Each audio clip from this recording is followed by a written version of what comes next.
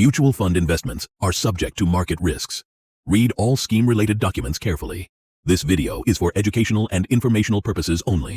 I am an AMFI registered mutual fund distributor. ARN 88833E1 E078724 and do not provide investment advisory or recommendations. Please assess your risk profile, financial goals, and suitability before investing. Hello friends, home loan ఒక trap. నేను ఇదివరకు కూడా చెప్పాను, ఇప్పుడు కూడా definitely ఇది ఎందుకు trap. Home loan తీసుకోవటం ప్రాబ్లం కాదు, కానీ ఏ విధంగా మనం హోమ్ లోన్ తీసుకుంటాము అనేది ఒక ట్రాప్ అనేది నేను చెప్తున్నా. చాలా డిఫరెంట్, రెండు వివరంగా అర్థం చేసుకుందాము. ముందుగా నేను రెంట్లో ఉంటుంటే రెంట్ 20,000 నేను నెలకి కడుతున్నాను. డబ్బులు వేస్ట్. దీనికన్నా ఒక ఇల్లు కొనుక్కోవటం బెటర్. దానికోసం హోమ్ లోన్ కోసం వెళ్తాము. హోమ్ లోన్కి వెళ్తే అక్కడ మనం ఈఎంఐ అనేది 45,000కి మనకి ఈఎంఐ అనేది వచ్చింది. సో ఇక్కడ 20,000 కట్టినప్పుడు మనకి మన ఖర్చులకి కంపేర్ చేసుకుంటే ఫ్లెక్సిబిలిటీగా ఉంది, ప్లస్ ఎటువంటి ఒత్తిడి మీద మనం లేము. కానీ ఎప్పుడైతే మనం హోమ్ లోన్కి వెళ్ళామో అక్కడ మన ఇన్కంలో డబల్ అనేది హోమ్ లోన్ తీసుకెళ్తుంది. సో ఇదివరకు మనం 20,000 కట్టినప్పుడు ఇవాళ మనం 45,000 కడుతున్నాము. సో ఇది ఒక బ్రూటల్ ట్రూత్ అనేది మనం హౌస్ కాస్ట్ కి మనం పే చేస్తున్నాము యాజ్ ఇన్వెస్ట్మెంట్. సో ఇక్కడ క్లియర్ గా అర్థం చేసుకుందాము. 50 లక్షలు లోన్ తీసుకున్నప్పుడు 99%కి 20 సంవత్సరాలకి మనం ఒకవేళ 45,000 మనం ప్రీమియం మనం ఈఎంఐ కడతంటే దీనికి మనం ఎంత తీరుస్తున్నాము? దగ్గర 1,08,00,000 పే చేస్తున్నాము. అంటే దగ్గర మనం ఇంట్రెస్ట్ అనేది 57 లక్షలు పే చేస్తున్నాం. అంటే లోన్ కన్నా ఎక్కువగా మనం ఇంట్రెస్ట్ పే చేయటం జరుగుతుంది. ఇక్కడ చాలా క్లియర్గా మనం అర్థం చేసుకుందాము. చాలా ఈజీగా విషయాన్ని అర్థం చేసుకోవాలి. సో లోన్ బోరోడ్ ఎంత, ఇంట్రెస్ట్ ఎంత పే చేస్తున్నాము. సో చాలా క్లియర్గా ఇలాంటి విషయాలు అర్థం చేసుకోవాలి. సో ఫస్ట్ ఈఎంఐ మనం పే చేసినప్పుడు, ఓకే, ఫస్ట్ ఈఎంఐ పే చేసినప్పుడు మనం క్లియర్గా అర్థం చేసుకోవాలి. బ్రూటల్ ట్రూత్ మనకి ఎంత ఉంటుంటే మన అమౌంట్ ఇంట్రెస్ట్ ఎంత వెళ్తుంది, లోన్ మనం ఎంత తీరుస్తున్నాము. అంటే ఒక 5 సంవత్సరాలు నేను ఈఎంఐ కట్టిన తర్వాత కూడా నేను 50 లక్షల లోన్ తీసుకున్నది ఒక 5 సంవత్సరాల తర్వాత 46 లక్షలే అవుట్ స్టాండింగ్ ఉంటుంది. అంటే 5 సంవత్సరాలు నేను కష్టపడి ఈఎంఐ కట్టుకుంటా వెళ్తే అక్కడ 50 లక్షల్లో వట్టి 4 లక్షలు మాత్రమే నా లోన్ కట్ అవుతుంది. అంటే ఇక్కడ ఇంట్రెస్ట్ పోర్షన్ ఎక్కువగా కట్ చేసుకుంటున్నారు, మన ప్రిన్సిపల్ అమౌంట్ తక్కువగా తీసుకోవటం జరుగుతుంది. సో ఇది చాలా క్లియర్గా అర్థం చేసుకోవాలి. అంటే ఇది పాయింట్ అర్థం చేసుకోండి. మనం 50 లక్షలు లోన్ తీసుకున్నాము. ఆ 50 లక్షలు 4 సంవత్సరాల తర్వాత మనం చూసుకుంటే 4 లక్షలే కట్ అయింది. కానీ మనం ఎంత కడుతున్నాము? దగ్గర మనం 5 లక్షలు, 25 లక్షలు కడుతుంటే 20 లక్షలు వాళ్ళు ఇంట్రెస్ట్ తీసుకున్నారు, కొట్టి 4 లక్షలు మాత్రమే మన ప్రిన్సిపల్ నుంచి అమౌంట్ కట్ చేశారు. ఇది చాలా క్లియర్. మనం ఏదైనా మనం వస్తువు కొంటే దాన్ని లైబిలిటీ ఎప్పుడు అంటాము, అసెట్ ఎప్పుడు అంటాము అనేది క్లియర్గా అర్థం చేసుకోవాలి. సో ఒక అసెట్ని మనం అసెట్ ఎప్పుడు అంటామంటే దానివల్ల మనకు వచ్చే లాభం ఉండాలి. అది రెంట్ ప్రకారంగా ఉండొచ్చు, డివిడెండ్ ప్రకారం ఉండొచ్చు, లేకపోతే మన అసలు అనేది పెరగచ్చు. ఈ ఇటిలో ఏదైనా జరుగుతుంది దాన్ని అసెట్ అనేది అంటాము. కానీ మనం హోమ్ లోన్ తీసుకుంటుంటే 20 సంవత్సరాల దాకా మనం ఎప్పుడు దాకా మనం కంప్లీట్లీ హోమ్ లోన్ కంప్లీట్లీ తీర్చము అప్పుడు దాకా ఆ ప్రాపర్టీ మనది కాదు అనుకుందాము. 10 సంవత్సరాల దాకా మనం ఈఎంఐ కట్టుకుంటా వెళ్ళిపోయాము. 11వ సంవత్సరం నుంచి మనం లోన్ కట్టలేకపోయాము. అంటే ఇంకొక 10 సంవత్సరాలు మనకి లోన్ కట్టాలి. 10 సంవత్సరాలు కట్టాము, 11వ సంవత్సరం నుంచి మనకేదో ఇష్యూ వచ్చింది, మనం కట్టలేకపోయాము. 6 మంత్స్ తర్వాత ఎన్పిఏ అనేది వచ్చేసింది. దాని తర్వాత ఆ ప్రాపర్టీ ఆప్షన్ పెట్టేసి డబ్బులు కలెక్ట్ చేసేసుకుంటారు. అంటే ఇక్కడ క్లియర్గా అర్థం చేసుకుందాము. 10 సంవత్సరాలు నేను ఈఎంఐ కట్టుకుంటా వెళ్ళాను. ఇప్పుడు దాకా ఈ వస్తువు నాది అనుకుంటా నేను ఈఎంఐ కట్టుకున్నా, కానీ 10 సంవత్సరాలు కట్టిన తర్వాత 11 సంవత్సరాలు నేను పక్కన నుంచి నేను కట్టలేకపోయాను. అలాంటి సిచ్యువేషన్లో నేను నా ప్రాపర్టీ, నా అసెట్ అన్నది మీరు అది వేలం పాటు పెట్టేసి దాని నుంచి వచ్చిన రిమైనింగ్ బ్యాలెన్స్ అనేది అమౌంట్ తీసుకొని మీకు అమౌంట్ అనేది ఇస్తారు. అంటే అవుట్ స్టాండింగ్ ఒకవేళ 30 లక్షలు ఉంటే ఆ ప్రాపర్టీ ఒకవేళ 32 లక్షలతోటి అమ్ముడుపోతే 30 లక్షలు బ్యాంక్ అనేది తీసేసుకుంటది, మీకు 2 లక్షలు మీ చేతికి ఇవ్వటం జరిగింది. సో ఏ విధంగా మీరు తీసుకున్న ఇల్లు అసెట్ అంటారు అనేది ఒక చిన్న విషయం అనేది అర్థం చేసుకోండి. సో డెఫినెట్లీ దీని కాకుండా అడిషనల్గా స్టాంప్ డ్యూటీ అంటారు, రిజిస్ట్రేషన్ అంటారు, దానికి almost 5 to 7% extra upfront cost మన లోన్ నుంచి అమౌంట్ డిడక్ట్ చేయడం జరిగింది. ప్లస్ ప్రాపర్టీ తీసుకున్న తర్వాత మెయింటెనెన్స్ లైఫ్ లో మనం పే చేసుకోవాలి. ప్లస్ బ్యాంక్స్ రియల్ ఇన్కమ్ మన డ్రీమ్ ప్రాజెక్ట్ అని ఉంటుంది. సో ఎమోషనల్ గా మనల్ని మొత్తం సిస్టంలో తీసుకొని వచ్చి 50 లక్షలు లోన్ మన చేతిలో ఇచ్చి మన దగ్గర నుంచి 57 లక్షలు ఇన్కమ్ పొందుకుంటా మన డ్రీమ్ హౌస్ అనేది మనం చెప్పుకుంటాము. సో ఏది కరెక్ట్ అనేది కూర్చొని ఆలోచించండి. అన్నిటికన్నా ముఖ్యమైన విషయం, సో ఇందాక నేను చెప్పాను ఇల్లు లోన్ తీసుకోవటం తప్పు కాదు, కానీ మనం ఏ విధంగా దాన్ని ప్లాన్ చేస్తాము అనేది రాంగ్. రెంట్ 20,000, ఈఎంఐ 45,000, ఎక్కడైనా ఏదైనా మ్యాచ్ ఉందా అనేది క్లియర్గా మనం అర్థం చేసుకోవాలి. ఇల్లు చిన్నదైనా కూడా ప్రాబ్లం లేదు, కానీ నా ఈఎంఐ అనేది కూడా దగ్గర నాకు 20,000 కన్నా ఆర్ దానికి దగ్గర ఉండాలి, మరి డబల్ అవ్వకూడదు. ఇది ఒక పెద్ద మిస్టేక్ అనేది మనం చెప్పుకోవచ్చు. అదే ఒకవేళ మీరు 45,000 మీరు అనుకుంటుంటే 25,000 తోటి మీరు మంత్లీ ఇన్వెస్ట్మెంట్ అనేది మీరు చేసుకోవచ్చు.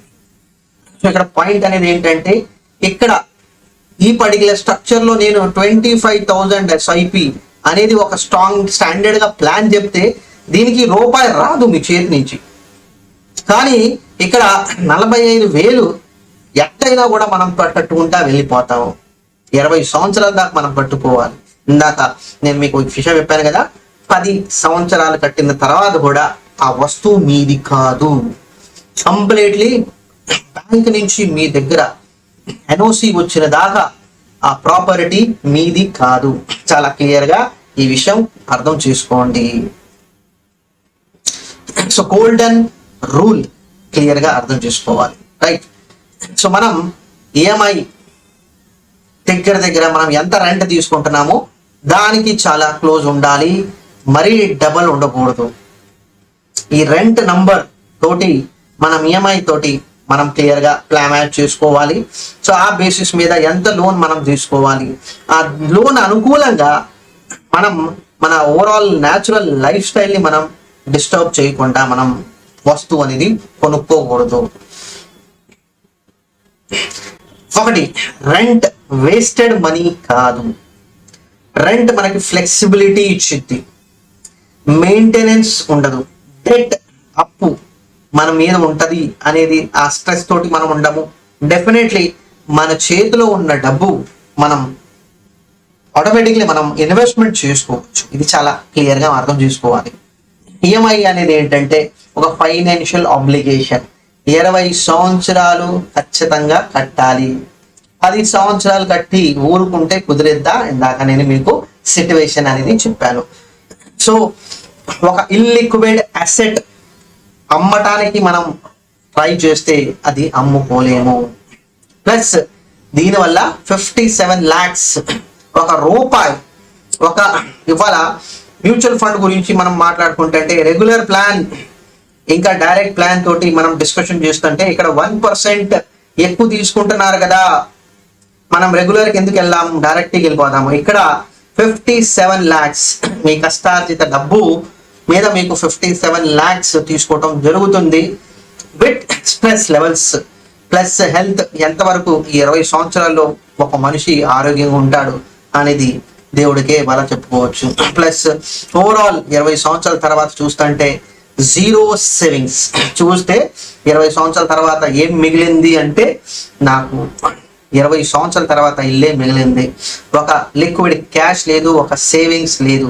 ఇది క్లియర్గా అర్థం చేసుకోవాలి. సో కార్ లోన్ ఇంకొక పెద్ద బర్డన్. ఇల్లు అయితే కనీసం ఒక వాల్యుయేషన్లో కొద్దిగా పెరిగే అవకాశం ఉంది. కార్ అనేది ఏంటంటే ఎప్పుడైతే మీరు షోరూమ్ బయట ఆ కార్ తీసుకొచ్చారో ఆల్రెడీ దాని వాల్యూ మార్కెట్లో 15 to 20% తగ్గిపోయి ఉంటుంది. దానికి మీరు ఇంట్రెస్ట్ పే చేసుకొని వస్తువు కొంటున్నారు. సో ఒక 10 లక్షల కారు 10% తోటి 5 సంవత్సరాలు కోసం మనం లోన్ తీసుకుంటుంటే దాని మీద మనం ఇంట్రెస్ట్ పే చేసేది ఒక 2.7 lakhs. అంటే ఒక ప్రాపర్టీ కాదు ఇది, ఇది ఒక వస్తువు. ఆ వస్తువు వాల్యూ మార్కెట్లో ఖచ్చితంగా తగ్గిద్ది. ఆ వాల్యూ తగ్గే ఉన్న ప్రొడక్ట్ మనం కొంటున్నాము, అది కూడా ఎక్కువగా ఇంట్రెస్ట్ పే చేసుకొని. ఇది ఎంతవరకు ఫైనాన్షియలీ మీకు స్టేబుల్ చేసిద్ది అనేది మీరే కూర్చొని ఆలోచించండి. చాలా క్లియర్గా లోన్స్ ఒక ఫైనాన్షియల్ బర్డన్గా మారకూడదు.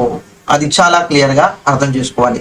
ఇక్కడ నేను కార్ లోన్ తీసుకోకూడదు, హోమ్ లోన్ తీసుకోకూడదు అనేది కాదు, కానీ ఆ లోన్ ఒక ఫైనాన్షియల్ బర్డన్ కింద మారకూడదు అనే విషయం అనేది అర్థం చేపిస్తున్నాను. అందుకనే దీన్ని ఒక ట్రాప్ అనేది అంటున్నాను.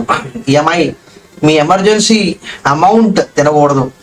జాబ్ క్రైసిస్ వచ్చినప్పుడు, లాస్ ఆర్ జాబ్ క్రైసిస్ రెండిట్లో ఏదైనా ఉన్నప్పుడు మీ ఇంపాక్ట్ అనేది మీ మీద పడకూడదు. ప్లస్ ఇది ఒక 20 సంవత్సరాలు ట్రాప్ అనేది మనం చెప్పుకోవచ్చు. సో చాలా చాలా క్లియర్గా ఈ విషయం అర్థం చేసుకోవాలి. సో ఒక ఎమోషనలీ విషయాన్ని మనం అర్థం చేసుకోవాలి. సోషల్ ప్రెషర్కి వెళ్ళకూడదు. రెంట్లో ఎందుకు ఉంటున్నాము, సొంత ఇల్లు ఎందుకు కొనుక్కోకూడదు, సొంత ఇంట్లో ఎందుకు ఉండకూడదు అనేది ప్రతి ఒక్కళ్ళు క్వశ్చన్ అడుగుతూ ఉంటారు. దాని మీద మీరు ప్రెషర్ అవ్వకూడదు. ఎందుకంటే లోన్ తీసుకున్న తర్వాత ఇక్కడ మీరే ఆ అమౌంట్ మీ చేతి నుంచి పే చేయాలి.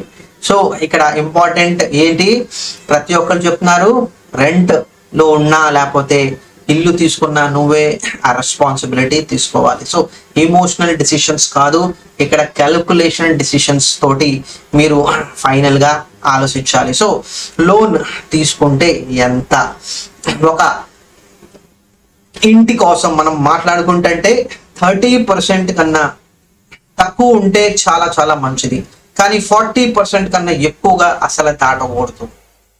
రెండోది, ఎప్పుడైతే మీరు లోన్ తీసుకుంటున్నారో at least 25 to 30% of property value అనేది మీరు డౌన్ పేమెంట్ చేసేసేయాలి.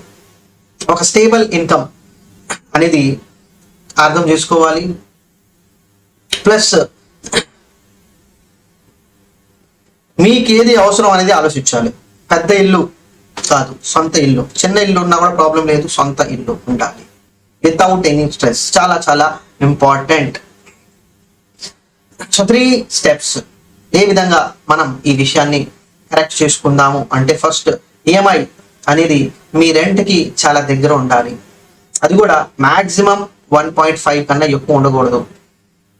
రెండోది క్యాల్కులేషన్. సో మీ ఇన్వెస్ట్మెంట్స్ ఇంకా సేవింగ్స్ అండ్ ఇన్వెస్ట్మెంట్స్ ఎప్పుడు సాక్రిఫైస్ అవ్వకూడదు మీరు 20 సంవత్సరాల్లో. ఇది చాలా క్లియర్గా అర్థం చేసుకోవాలి. ప్లస్ ఇది ఒక స్టేటస్ సింబల్ కాదు, ఎందుకంటే గొప్పగా వెళ్ళి అప్పు తీర్చుకున్న తర్వాత చేతిలో ఏదో మిగలాలి. ఆ మిగలడానికి ఒక ఫైనాన్షియల్ ఫ్రీడమ్ అనేది ఇవ్వాలి. రిటైర్మెంట్ అనేది సేఫ్ ఉండాలి. ఎడ్యుకేషనల్ ఎమర్జెన్సీ ప్రతి ఒక్కటి అనేది సేవ్ చేసుకుంటానికి, ఇన్వెస్ట్మెంట్ చేసుకుంటానికి మీ దగ్గర డబ్బులు మిగలాలి. ఇది మిగలట్లేదు. ఇది ఒక చెత్త, ఇది చాలా చాలా పెద్ద ప్రాబ్లం ఫేస్ చేస్తున్నారు ప్రతి ఒక్క ఫ్యామిలీ మెంబర్స్. ఎవరు ఈ ట్రాప్లో పడిపోయారు. సో హోప్ఫుల్లీ ఫ్రెండ్స్ ఈ పర్టికులర్ వీడియోలో మీరు చాలా విషయాలు క్లియర్గా అర్థం చేసుకొని ఉంటారు. హోమ్ లోన్ ఒక ట్రాప్ ఎందుకు మనం చెప్పుకుంటాము. హోప్ఫుల్లీ ఈ పర్టికులర్ వీడియో తోటి చిన్న అవేర్నెస్ అనేది మీలో వచ్చి ఉంటుంది. దాంతో నేను సెలవు తీసుకుంటాను ఫ్రెండ్స్. సబ్స్క్రైబ్ చేయండి. Thank you very much.